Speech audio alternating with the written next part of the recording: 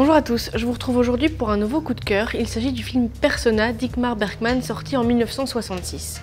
Persona est un film classique, un film monument, mais aussi un film atypique puisqu'il comporte pratiquement pas de narration. La seule ligne narrative, c'est celle d'une amitié qui va évoluer entre deux femmes. Ces deux femmes, ce sont d'un côté Elisabeth, actrice qui, suite à une extinction de voix sur scène, va décider de se murer dans un silence définitif. Et l'autre femme, c'est Alma, son infirmière, d'abord employée pour la soigner, et qui petit à petit, face à ce silence inquiétant, va se confier, va se libérer complètement et raconter les détails de sa vie les plus intimes. De là va naître évidemment un déséquilibre entre les deux femmes puisque déjà le temps de parole, la prise de parole est radicalement différente, mais aussi parce qu'il y a de l'admiration, de la jalousie et toujours une solitude qui plane au-dessus des têtes de ces deux femmes.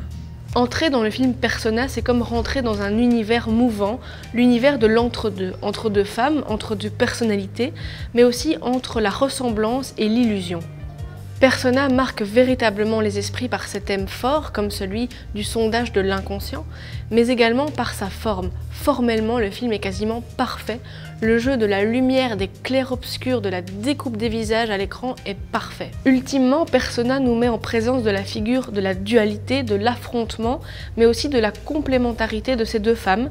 Ces deux femmes qui vont choisir de ne pas jouer le rôle, ce rôle de personnage. Elles refusent finalement de porter un masque, de porter ce masque en société, et elles vont tenter de s'abandonner à ce qu'elles sont réellement, à être véritablement elles-mêmes à deux.